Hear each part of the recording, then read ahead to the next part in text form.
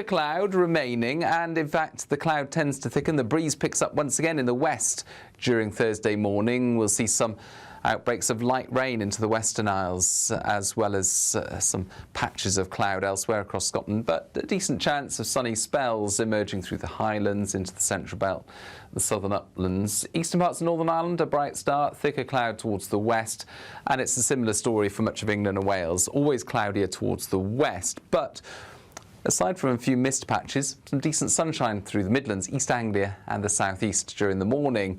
It won't last because we've got another area of cloud making its way from the Channel northwards into southern counties of England. Best chance of keeping the sunny skies, East Midlands, eastern parts of England, for example, and feeling pleasant enough with another mild day expected, 12 or 13 Celsius, and a southerly breeze. That breeze will pick up in the west with outbreaks of rain moving into western parts as we end Thursday afternoon. The weather front responsible, though, slow moving across the country, and it's only going to be Friday lunchtime, early afternoon before it clears the southeast. Sunnier skies returning elsewhere for the rest of Friday, but also with some showers. Saturday starts fine, but unsettled weather returns later. Expect warm spells with the odd rude interruption. Box Boiler sponsors the weather on GB. Thank you, Britain, for making us the fastest growing news website in the nation, because the truth matters, and so do you.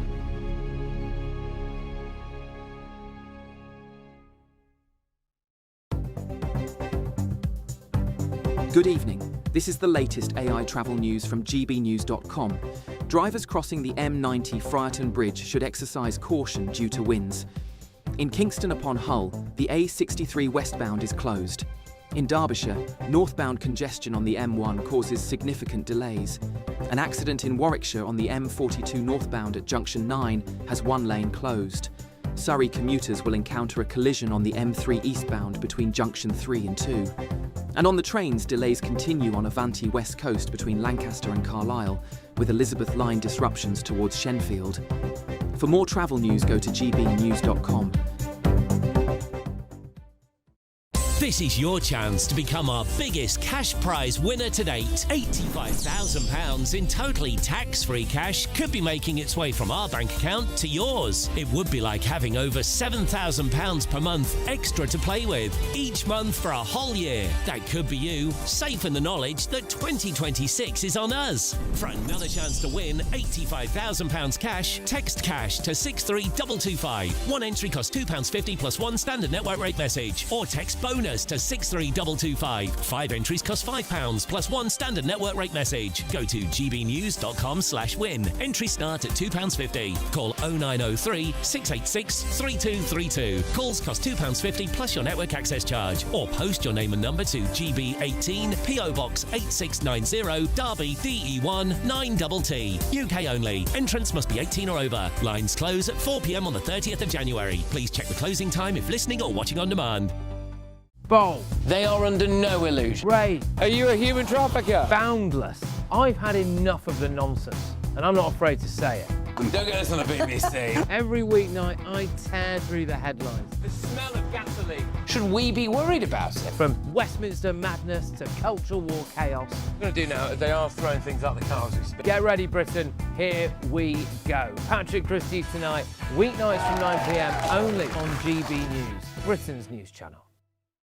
Hi, I'm Michelle Dewberry, and my show is your opportunity to cut through all the noise and dive in headfirst to some robust debates. Ideas clash. Situation, isn't it? No, because the failure is you're deliberately avoiding my point. Nothing's held back. And if you think this is the end of it, wait for more. And we do not shy away from the difficult stuff. Sometimes I want to shake people and say, if only you understood. So join me on Jubes & Co. weeknights at 6 p.m. only on GB News, Britain's news channel.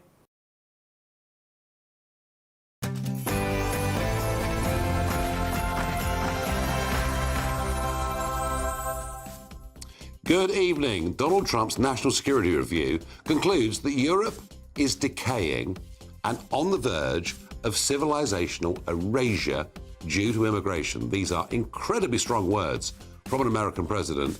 We debate tonight, is he right? Plus, David Lammy goes to Strasbourg. Apparently, the Brits are going to lead the charge to reform the ECHR so that we can deport those who ought not to be in our country. We'll have an update as to how that's going. And we learned that the 43 police forces in England and Wales will now be merged down into 12 police forces. This from a government that talks endlessly about devolution. Scratching your head? Yes, so am I. That and much more after the news with Aaron Armstrong.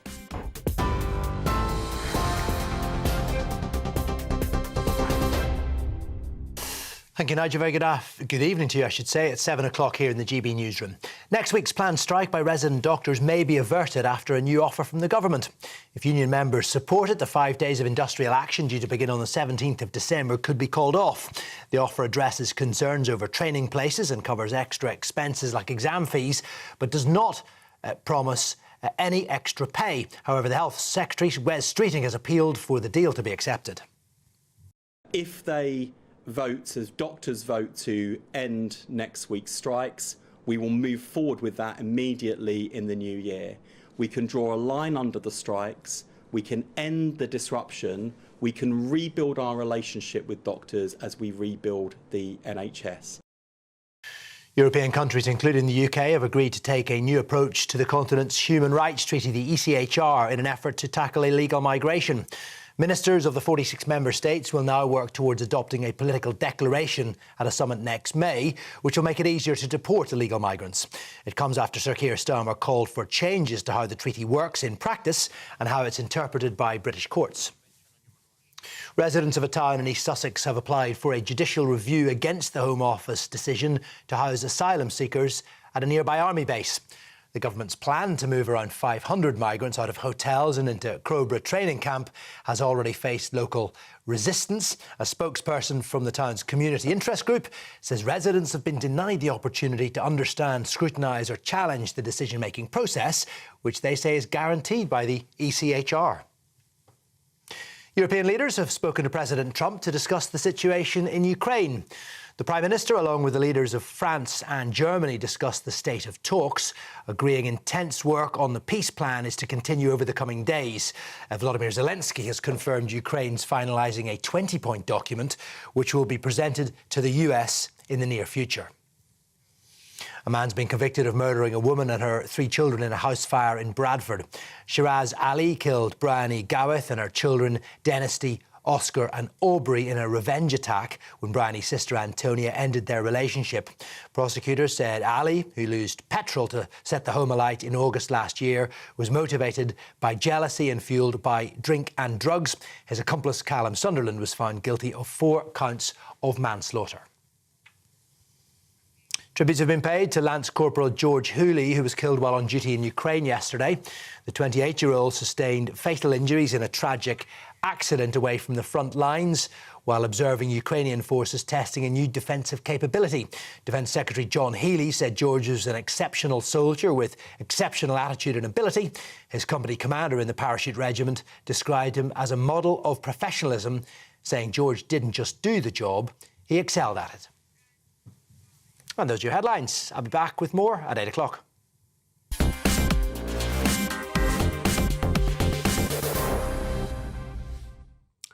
The American administration a few days ago launched their National Security Review, and what it has to say about Europe is absolutely fascinating.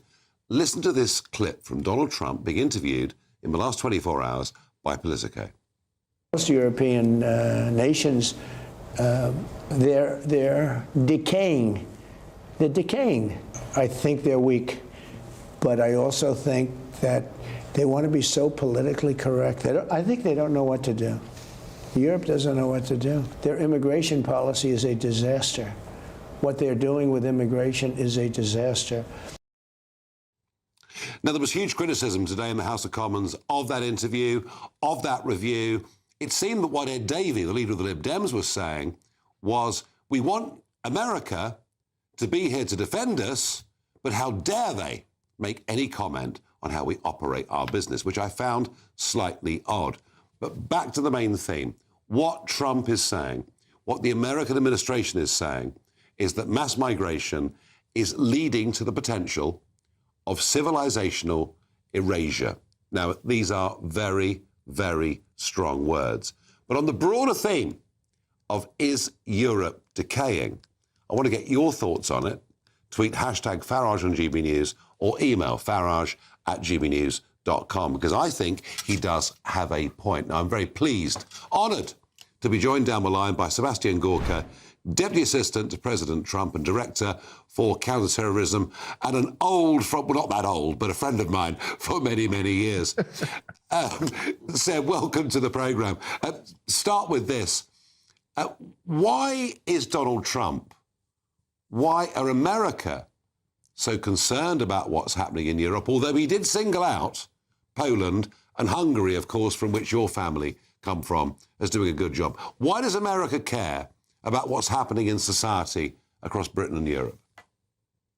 Because everyone should. I feel rather strange. It's to be interviewed by the man who has fought so valiantly for the rebirth of Europe in terms of nation states and sovereignty. Without you, Nigel, there is no Brexit. Without you, Nigel, you know, this whole rebirth of national sovereignty on the continent wouldn't really have happened. So God bless you, Nigel. You know exactly why. The president, even this document that we just released on Friday that sets the scene for America for the next 3 or more years is very clear. We have a connection to the continent.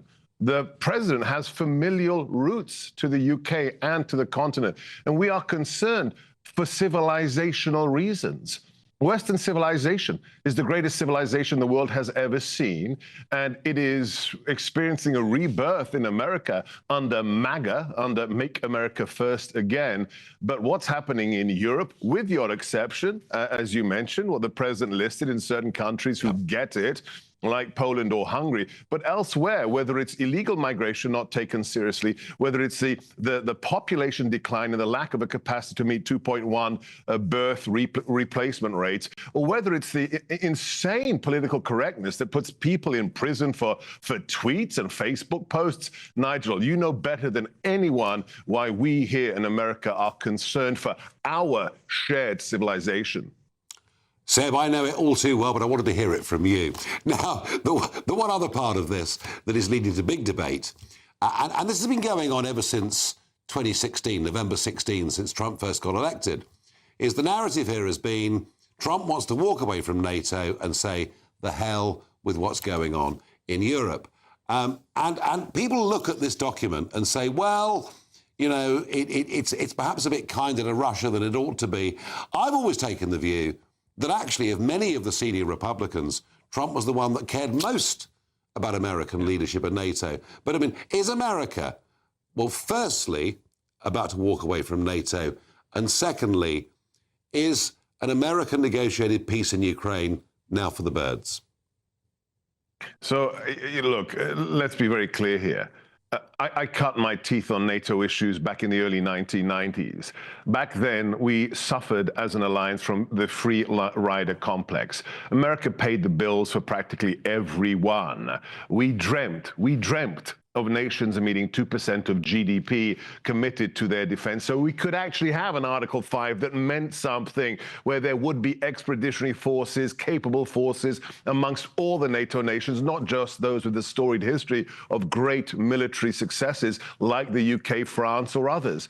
But what happened? Disaster. The people thinking that they can choose the welfare state and buy butter, whilst the US would buy the guns and protect you all. So no, what the president achieved just this year, that we see 5% dedication of GDP to defense inside NATO nations, is because he cares, is because he wants Europe to be as strong as we are, or get close to the same category. And when it comes to the future of Europe, who was it who in the UN 6 years ago, when he gave a speech, told the Europeans, stop buying Russian petrol and gas? Do you remember that moment, Nigel, when the president warned Europe?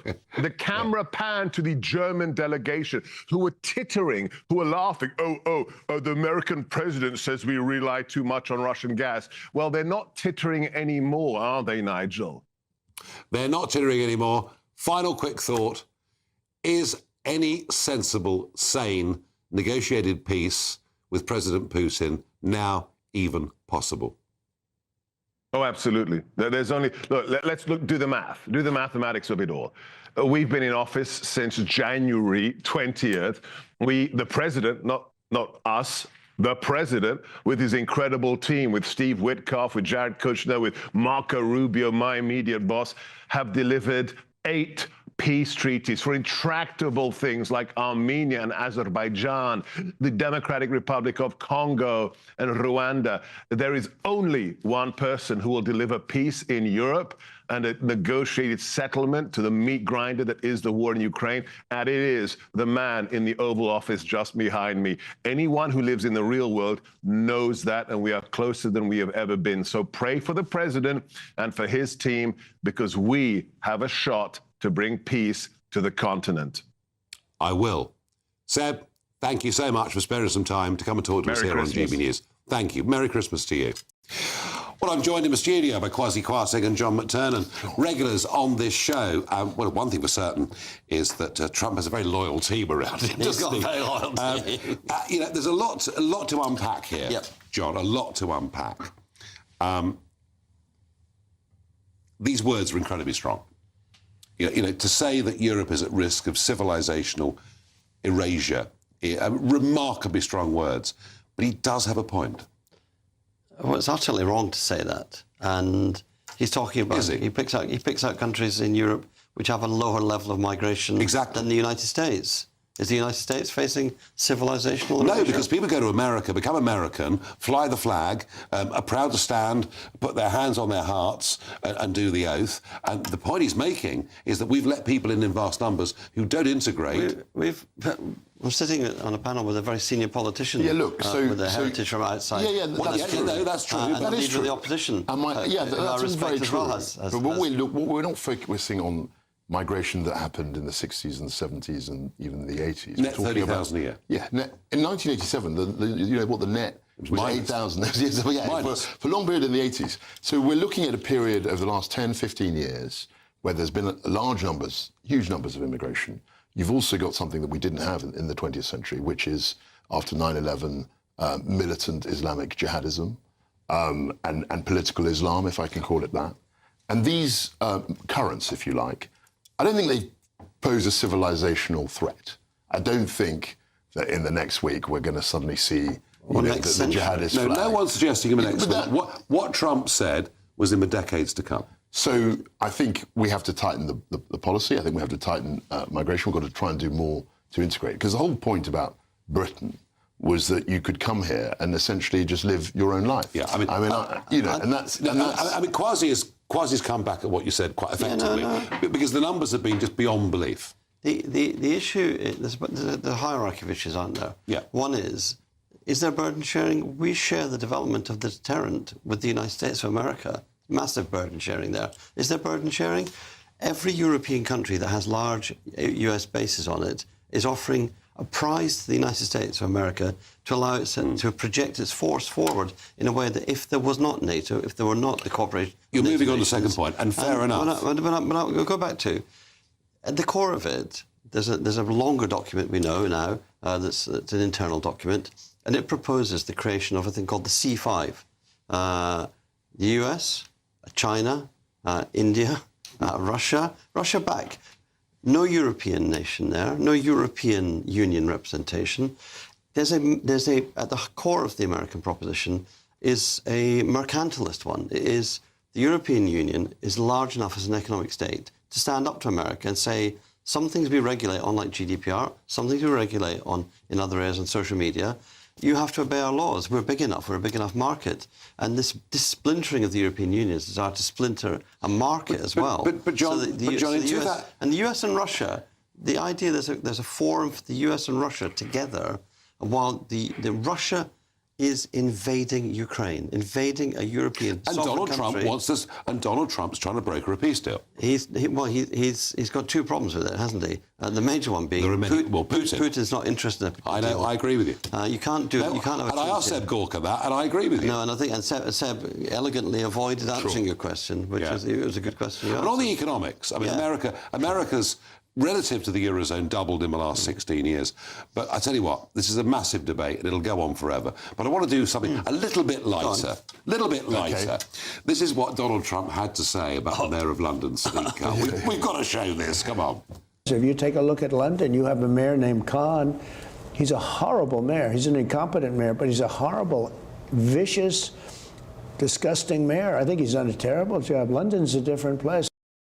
It sounds like a it sounds like it's play school. Well, there's that expression, isn't there, that people say, you know, I think Sadiq is living rent-free in Donald Trump's Yeah, that's true. he's obsessed with and Sadiq. I mean, Sadiq will be going, that clip is my re-election campaign. I couldn't agree more. I mean, the guy is the mayor of London, and you've got the President of the United States. I mean, can you imagine George Bush going on after Ken Livingston? And whatever it was? the most interesting point. mayoral thing, in fact, yesterday was that Miami has got its first Democrat mayor for 30 years. It was elected, and a non-Cuban American. Sure. Well, that's not a huge surprise. But let me put a point. 30 years. Let me put a point to both of you for a quick response. OK, he loathes Khan. Yes. Yeah. He makes it clear. It's actually quite entertaining to watch it in some ways. And Khan always returns the compliment. Yeah, so it works both ways. But a serious point. You know, Trump says London is not what it used to be. And I'm going to put it to you, John, and to you, Kwasi, for a quick response.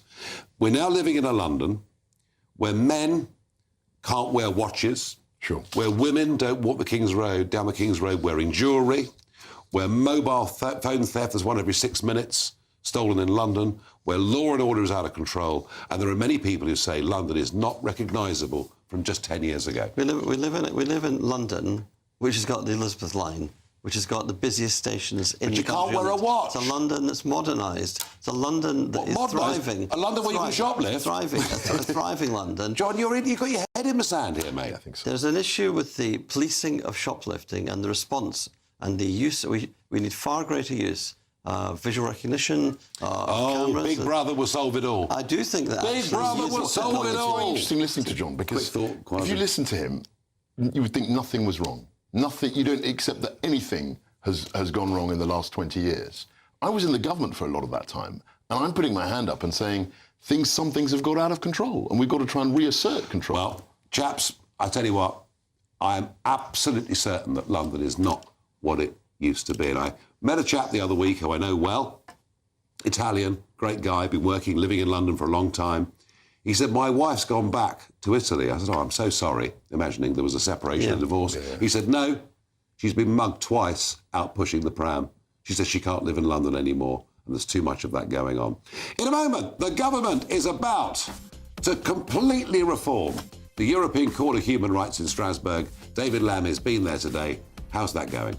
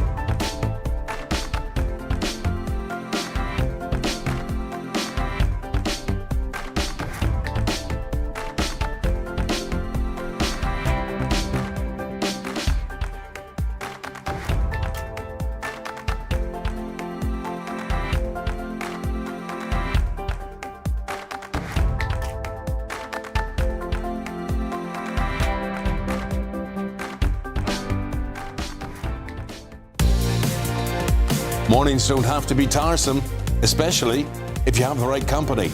Wake up to news as it happens, opinion and debate, and of course, a little bit of entertainment too. Because when the kettle's on, we're on.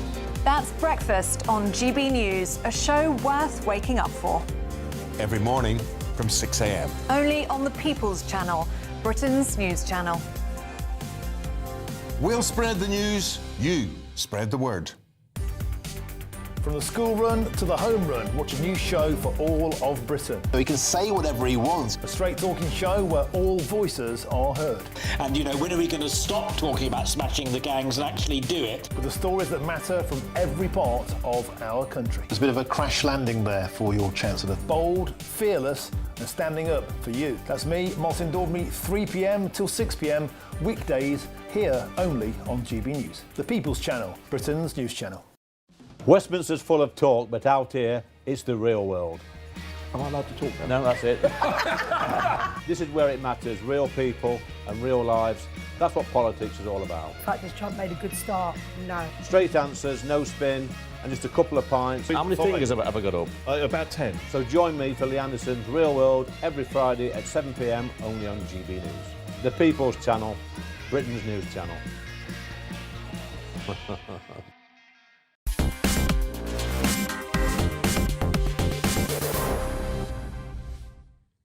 Strong words, but is Europe decaying? I asked you. Sally says President Trump is absolutely correct. Europe is declining and decaying. But what is really shocking is the fact he seems to care more than any European leader does. Graham says he makes a valid point, and regarding claims of weak leaders, our leader can't even define what a woman is. Weak feels like an understatement. Well, as ever, GB News viewers giving us a strong view. Now, not just in Britain, but across the rest of Europe, governments are in total panic.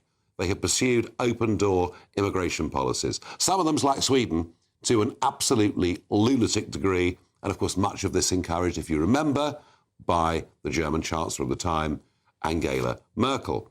But what the European leaders are now saying is, sorry for wrecking your cities and ruining your lives, we're now going to do something about it. And it seems the British Labour government is on the same track. Here was Lisa Nandy talking about ECHR reform earlier today.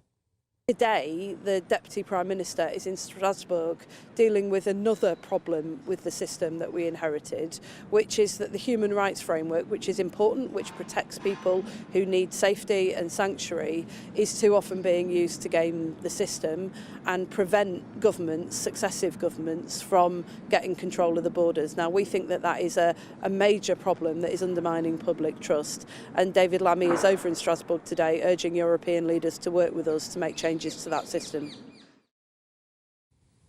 She's absolutely right. David Lammy did go to Strasbourg today to talk about the European Convention on Human Rights and its interpretation by the court in that city. At the heart of this is Article 3 of the Convention, which is about sending people back to countries where they could be tortured. Perhaps more controversially is Article 8, the right to a family life. And we know British judges have said, well, you know, the guy's got a cat, he has to stay. In terms of how much that can shift and change, from what I can make of it, 27 countries were in favour of a change of interpretation, but 18 countries weren't. I'm joined in the studio by a friend of the programme, Fadi Farhat, human rights lawyer. Fadi, this has got nowhere today, is it really? Well, let's put it this way. As someone who, on balance, wants to remain in the ECHR... We know that. That's why we have you on the show. Yeah, and this is the point I'm making. I wasn't worried about anything I saw today. I've read the so-called joint declaration, and I wanted to read it. I read it word, from top to bottom, especially because I wanted to see what the likes of Italy or Hungary would want to sign up to. And it's just wishy-washy abstract. Yeah, so therefore nothing's been achieved. Well, let me read something from it. On the principle of proportionality, and if this is boring, it proves the point. No. The principle of proportionality, by balancing the protections of rights with safeguarding national security and order, ascribing weight to these values. What does that mean?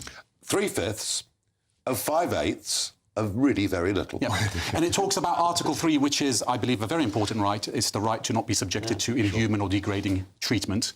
Very important. But then it goes on to say that this needs to be applied only in the most serious of cases. Well, what is the most serious of cases? Who decides what's the most serious of cases? Yes, so in other words, all these ministers have got together, they've decided somehow that the cake needs to be rebaked, yet they've baked the same cake. So you as a supporter of the European Convention on Human Rights are happy with today? I can't see anything that will alter what's already being said. It's I love the truth. I love the truth. It's wonderful, because I've no doubt there'll be a statement in the House of Commons next week saying they've redefined the whole thing. But if, John, this is, I mean, basically, governments across Europe are terrified of new centre-right parties. That's what this is all about, isn't it? Well, governments across Europe are facing successful populist right parties, not centre-right parties. But governments also know how long it takes to negotiate and renegotiate treaties. We are still in the Doha round of trade. That started in the 1990s, the Doha round. So that the complexity of getting agreement, and it's got to be agreement that in the end people all travel together. And I think if you're trying to disapply Article 3, it does make sense to say Article 3 should only apply in the most serious cases, and because you're trying to find a way for the application and the discretion. So you know what's going to happen. Isn't this quasi? Isn't this quasi? It will be a judge. And the judge will say, this is a very serious case. Isn't this a bit like the debate around the EU? Exactly the same. Every single government from 1974 at every election promised they'd reform the common agricultural policy. They never ever did. No. And the French did, to be fair. Well, in their favour, yes. Well, Tony Blair did give in on that. But also it's important to know that today is effectively a joint declaration being an agreement to agree something that will take place in May 2026. Yeah. So therefore, Fadi, the logic with this would be, and I'm going to ask both Kwasi and you this very simple question. The logic is, if it's unreformable, we have to decide to stay or leave. Yes. Yes. Yes, that's exactly right. It is a binary. I think it's binary. You agree with that too? It's binary, yes. Yeah, Lamy going to Brussels reminded me of Cameron going to Girova, getting the deal, trying to get a deal, and they didn't budge. And we know what happened after that. At some point, Labour are going to have to ask themselves, the government, are we going to stay in the ECHR? Because I don't think they're going to reform it. No. And you're going to have the same problem. The judges are the people who are going to be interpreting it, and they'll say, so-and-so should stay. Short of having an elected judiciary, which is not something that people want. So the judiciary will determine. Although that's an idea that's been flirted. I don't see the Brits wanting an elected judiciary. No. But even if we did have an elected judiciary... the Strasbourg court being an elected... that would never happen. No. But either way, I don't think Strasbourg or Europe or Britain are going down the American point that I'm making is that whatever formula of words, and you've read things out, it'll need an interpretation. And you've got the same problem that you have now, because the judges will have the most liberal, most permissive interpretation, and all the people. This is one of the things that confuse. Which arguably is the nature of all law. But ultimately, that's a different debate. No, but it's also it confuses me. Sorry for interrupting you, but it confuses me sometimes that the Conservative position on this is that the judiciary are guardian readers. And I don't think that's the experience of most people in the judicial system. I think judges do their best to interpret the law fairly. Well, speaking of The Guardian, Keir Starmer wrote an article with the Danish yesterday. He calls for the modernisation of the interpretation of the ECHR, but nowhere in that article gives an example of how it can be modernised. Isn't the argument, Fadi, that what British judges are doing is they're interpreting something that is actually part of British law through the Human Rights Act of 1998. When they apply Article 8, I mean, this is part... We talk about this as European law, European courts. Law. But the truth is, it's part of British law. Yes, indeed. Because of the Human Rights Act. Yes, and if that's a dividing line, I think the Labour Party, and I am myself happy to be on the side of human rights. I think actually you do need a government that stands behind. That's a good argument. But the problem we have is that there are too many people committing crimes that we can't deport. And there are too many people who are committing crimes, and the right to family life. I mean, I don't know whether it's because you can get a cat, you have a cat, but there are cases of people who've had... Chicken McNuggets. All of that business. So I've got to come back to the central proposition. Either you're in the ECHR and you've got to lump it, or you leave. That's exactly where I am. Would you favour leaving? Well, yes. I mean, that's where the Conservative Party, after lots of internal debate... In opposition. In opposition. In minority opposition. In opposition. But you know... Well, we know where you stand. We know where John stands. Yeah.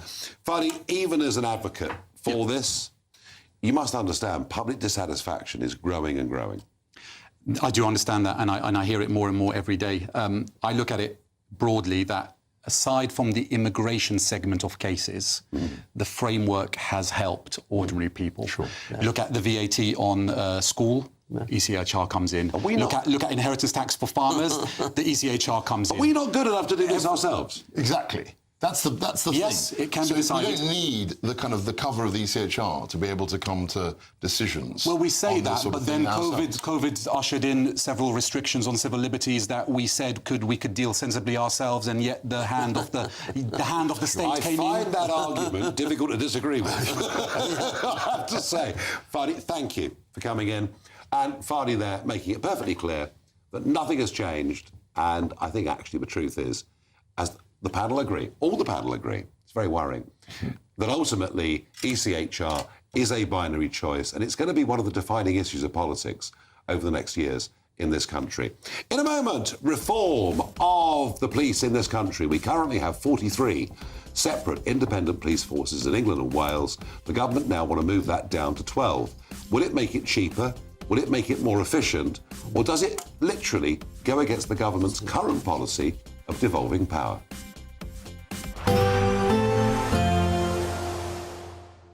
Can't wait to get in that sea. Lovely and warm. Just like the feeling of having great travel insurance. All Clear Travel Insurance sponsors GBNews Travel Destinations Forecast. Heavy thundery downpours will continue to affect Cyprus as we go through tomorrow and into Friday, but this unsettled weather, it is going to ease as we head into the weekend. And actually, across many other parts around the Mediterranean, it's looking largely fine. Some decent sunshine to be had as well. Slightly different story, though, across much of Spain. A few outbreaks of rain around, and there is a band of rain sweeping in from the west, so that's going to turn things a bit wetter across Portugal and western Spain as we head towards the end of the week. All Clear Travel Insurance sponsors GBNews Travel Destinations Forecast. Hello again and welcome to the latest update from the Met Office for GB News. Fine for many of us for the next 24 hours or so. Less windy than it has been through the week so far, but there is another weather system on its way. It's going to bring rain to western parts later in the day on Thursday. It's slow moving though, so it'll take some time to reach eastern areas. Initially, we do have some rain for central and northern Scotland. That's going to ease through the evening along with the winds, so eventually it's all calming down a touch, and the lightest winds will be towards the southeast. That's where the clearest spells will be, so temperatures dipping here to 5-6 Celsius in places. Elsewhere, thicker cloud remaining, and in fact the cloud tends to thicken. The breeze picks up once again in the west during Thursday morning. We'll see some outbreaks of light rain into the Western Isles, as well as some patches of cloud elsewhere across Scotland, but a decent chance of sunny spells emerging through the Highlands into the Central Belt, the southern uplands. Eastern parts of Northern Ireland, a bright start, thicker cloud towards the west, and it's a similar story for much of England and Wales, always cloudier towards the west, but aside from a few mist patches, some decent sunshine through the Midlands, East Anglia and the southeast during the morning. It won't last because we've got another area of cloud making its way from the Channel northwards into southern counties of England. Best chance of keeping the sunny skies. East Midlands, eastern parts of England, for example, and feeling pleasant enough with another mild day expected, 12 or 13 Celsius, and a southerly breeze. That breeze will pick up in the west with outbreaks of rain moving into western parts as we end Thursday afternoon. The weather front responsible, though, slow moving across the country, and it's only going to be Friday lunchtime, early afternoon before it clears the southeast. Sunnier skies returning elsewhere for the rest of Friday, but also with some showers. Saturday starts fine, but unsettled weather returns later. You want to know what's really going on in the corridors of power? Labour don't know what to do with you half the time, and that makes you quite lethal in the chamber. Get behind the headlines with Chopper's Political Podcast. Join me, Christopher Hope, as I sit down with the great and the good of British politics. We'll see where this ruling takes us. These are the stories shaping our nation. Chopper's Political Podcast, available now on all platforms. Listen in and stay ahead. Decisions made in Washington aren't just shaping America, they're shaping Britain too. From migration to global security, from crime to health. Whatever happens in the White House today will be felt in your town or city tomorrow. That's why The Late Show is live from Washington, D.C. Cutting through the politics to show you what it all means for Britain. The Late Show live every night at midnight. Only on GB News, Britain's news channel.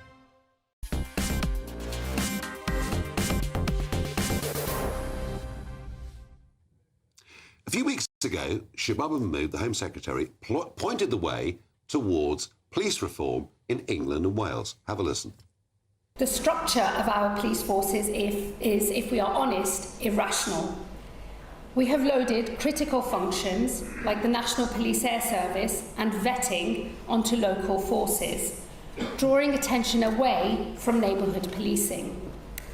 We have 43 forces tackling criminal gangs who cross borders, and the disparities in performance in forces across the country have grown far too wide, giving truth to the old saw that policing in this country is a postcode lottery.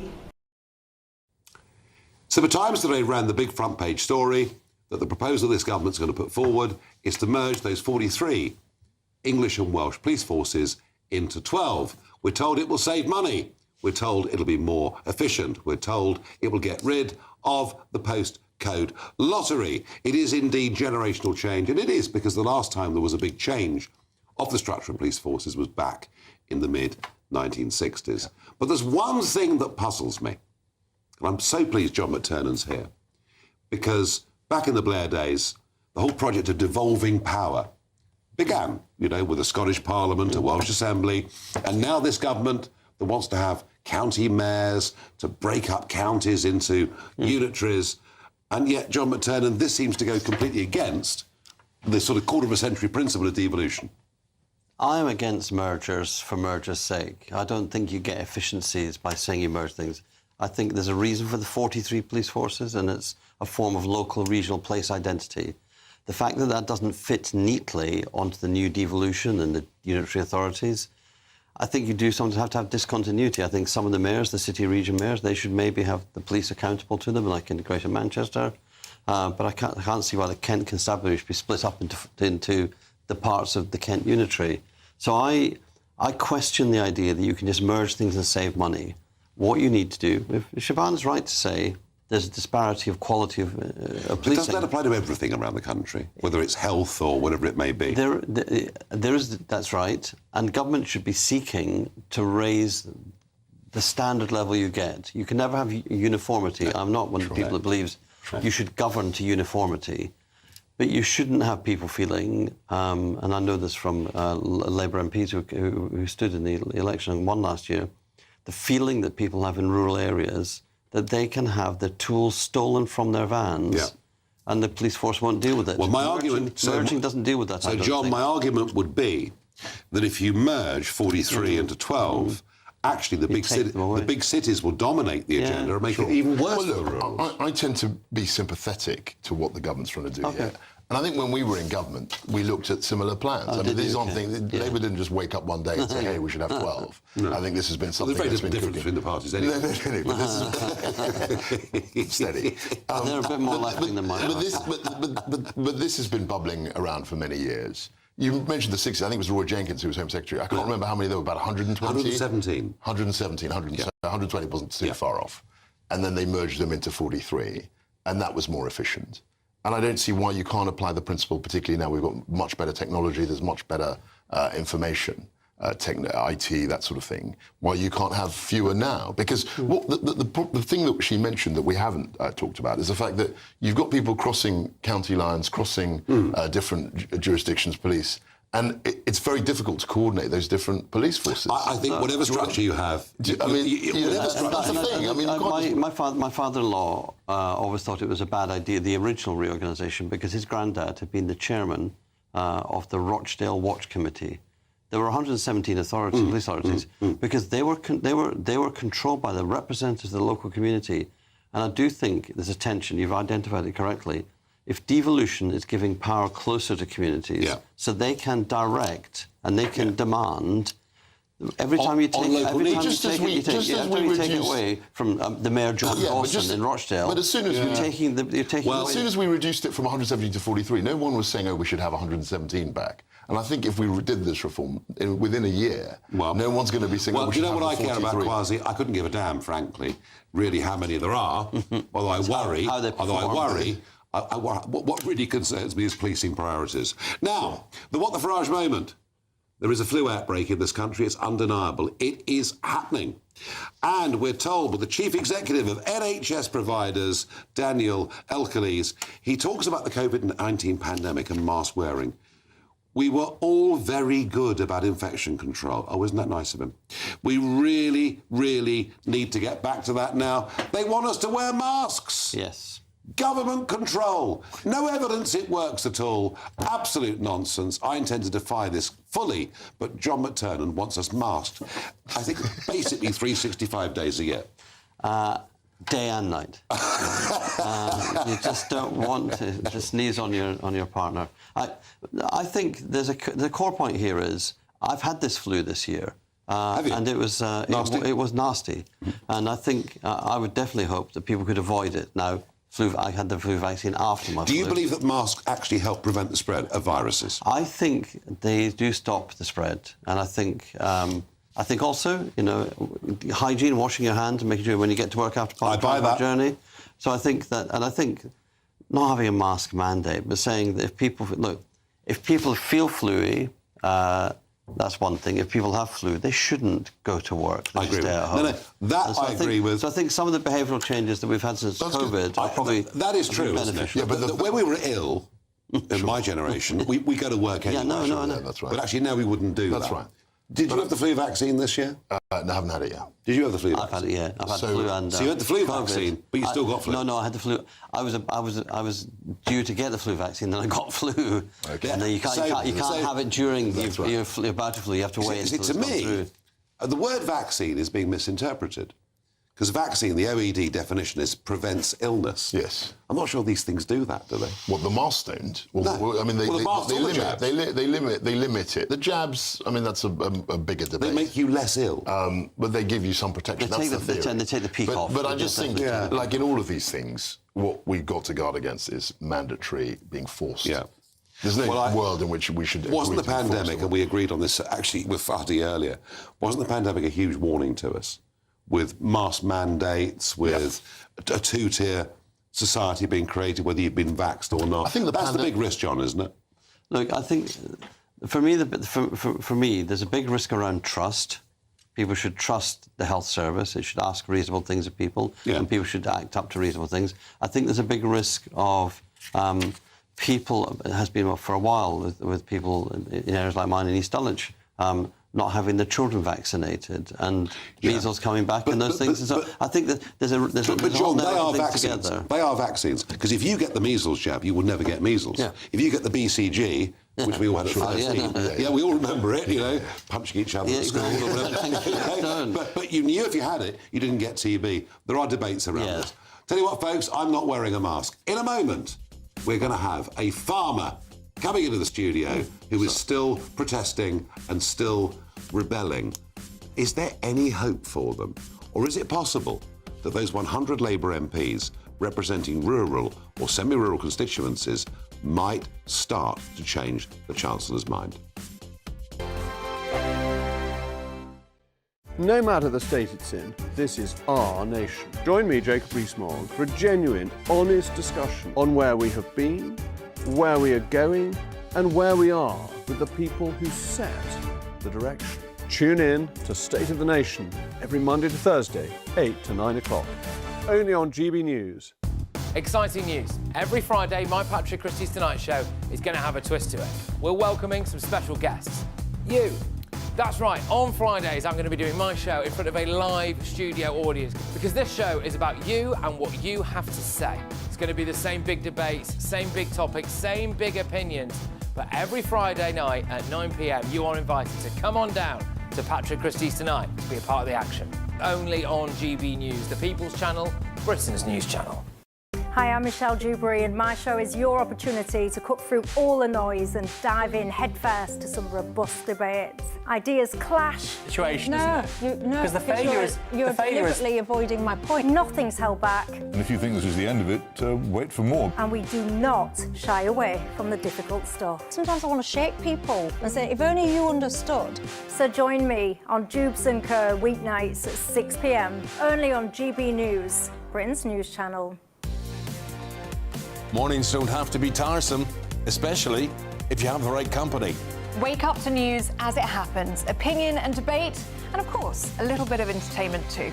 Because when the kettle's on, we're on. That's Breakfast on GB News, a show worth waking up for. Every morning from 6 a.m. Only on the People's Channel, Britain's news channel. We'll spread the news, you spread the word. From the school run to the home run, watch a new show for all of Britain. He can say whatever he wants. A straight-talking show where all voices are heard. And, you know, when are we going to stop talking about smashing the gangs and actually do it? With the stories that matter from every part of our country. There's a bit of a crash landing there for your Chancellor. Bold, fearless and standing up for you. That's me, Martin Daubney, 3 p.m. till 6 p.m. weekdays here only on GB News. The People's Channel, Britain's news channel. Britain deserves a newsroom that puts the facts and your voice first. Well, and that's what you get on GB News. Lively debates, lively conversation. And we're not afraid to hold power to account. And each other. So join me, Andrew Pierce. And me, Miriam Gates, for Britain's Newsroom, weekdays from 9:30 on GB News. At GB News, we love to hear from you, our loyal community. So drop us a line at gbnews.com/yoursay. There, you can talk to each other and also to the presenters live on air. gbnews.com/yoursay, because GB News is your channel, Britain's news channel.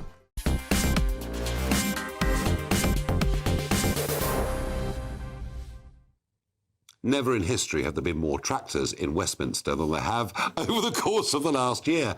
And there have been some tractors going around today. Philip Weston is a fifth-generation farmer from Northamptonshire, Reform supporter. I've got to declare that. I have an interest, he has an interest. What have you been doing today in London? Well, we're trying to give a little bit back, Nigel. You know, on every occasion we've been here previously, you know, we've always been well supported by the Londoners. So it's a chance to put on a bit of a display for them. We've got the tractors lit up tonight. There's various other tractor displays, Christmas ones going on around the country. But one thing that's very prominent to us on the previous visits, you know, the homeless on the streets of London, and Yes. in particular, veterans. Yes. You know, with everything that's going on with immigration and everything else, you know, priorities are slightly wrong at the moment, you know, and we feel that, you know, this is something we needed to raise a few raise quid. a bit of money for. So, Raise a few. yeah, No, good for do you. what we can. But we've got 20 plus tractors out there tonight. So, and we've had a few donations along the way. So every little helps, as they say. So. No, good. And so farming very deep in your blood? Yeah. We've been there now since 1820, fifth generation farmer. Lost my father back in 21 now, so very much running the farm now with the help of kids, but got one over here with us today. But hopefully there'll be a future for him to actually come to at some point in the future. You know, it's just what we're fighting for, and we're just trying to keep, you know, in the news, really. So you've got 300 acres. Yes, yeah. Which, in terms of land value... We're well above. You know, all the figures that they quote, you know. But land values are high. Oh, yeah. But income's not very high. Yeah. I mean, where are we? We're in Northamptonshire. We're about £11,000 an acre, something along those lines. Yeah. That's agricultural value, of course. Yeah. I mean, Labour say if they compulsory purchase. So you're rich. That's what Rachel Reeves is saying. You're rich. Rolling in it. Let's sell it all up and go and live in Monaco and drive supercars. I don't think you'll be able to do that. About 3 months there. Exactly. Now, we've discussed this before, John. You know, the family farm tax. Yeah. I've literally had farmers in tears in my constituency, really scared. These guys have been doing this since 1820. But what's interesting is this. I still believe that their protest has a chance of us raising the threshold at which this tax applies to a sensible level. And the reason I believe that, John, is there are 100 Labour MPs under threat because of this. So I think a bigger context is you and your viewers know that I've been wrong on farmers You've changed admitted that, yeah. changed my views. I apologise for that. And I kind of think that it's time for the government to change its mind on the farmers, to be honest. Interesting. And it's that, because governing is by consent. It's not by having... So I think it's not really the 100 MPs, it's the 400 MPs. Governing is by consent, and in the end, you don't simply say, I've got such a large majority, I can do what I want. That's not what... And the problem in terms of the policy making, I mean, I've been in government, and I know that the civil servants who craft the policy wouldn't know one end of a cow from another.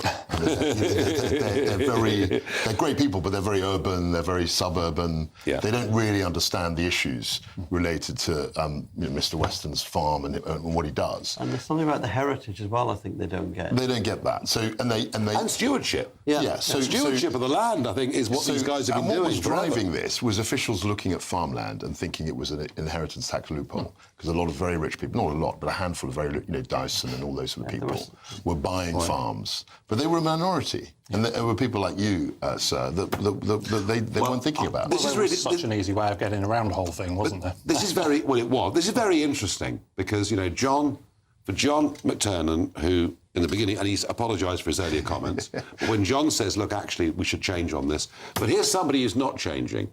Here's the Chancellor, Rachel Reeves. Reformed inheritance tax on agricultural and business assets.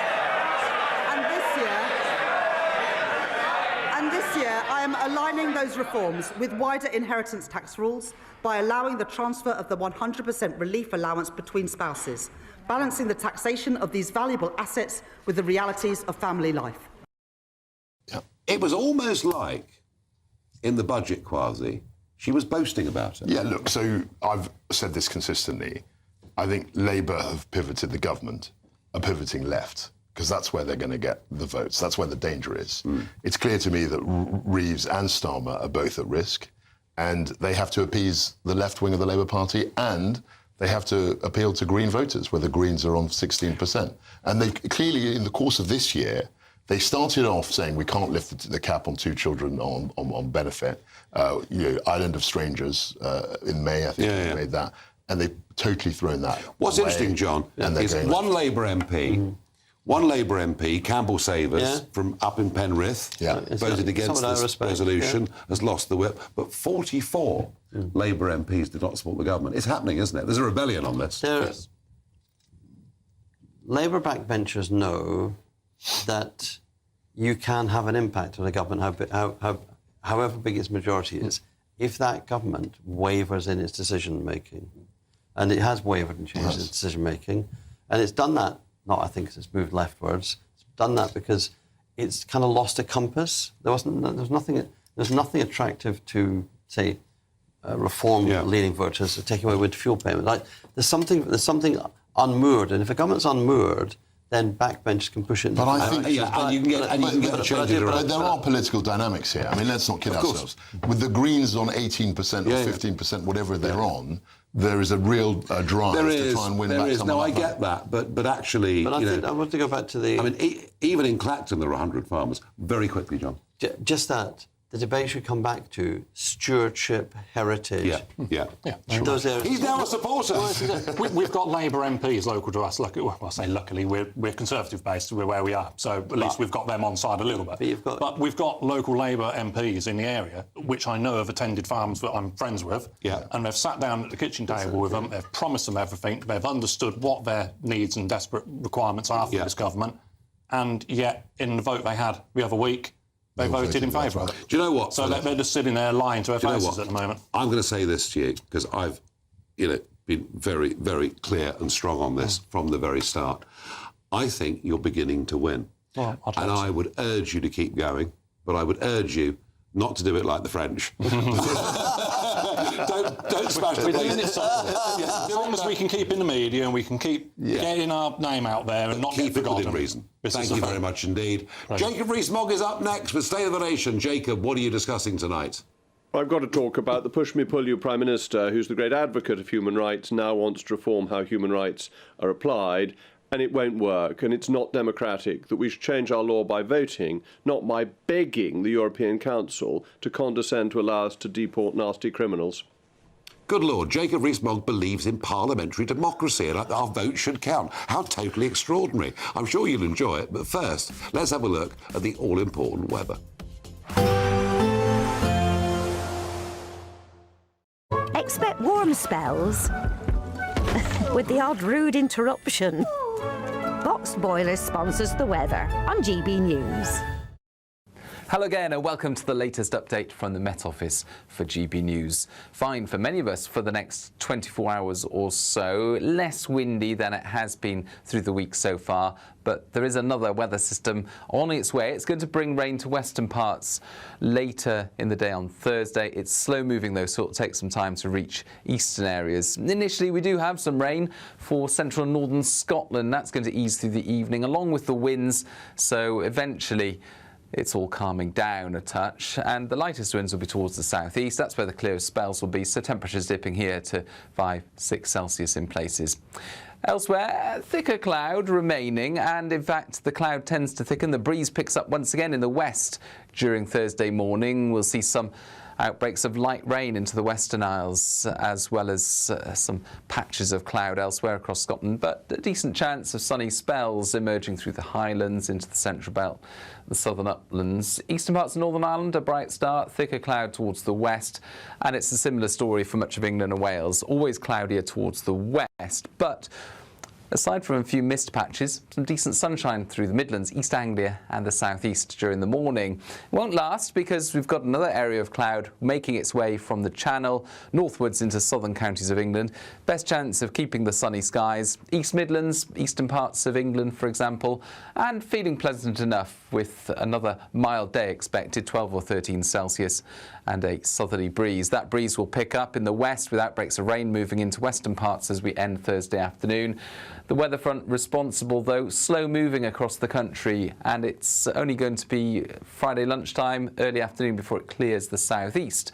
Sunnier skies returning elsewhere for the rest of Friday, but also with some showers. Saturday starts fine, but unsettled weather returns later. Expect warm spells with the odd rude interruption. Boxed Boilers sponsors the weather on GB News.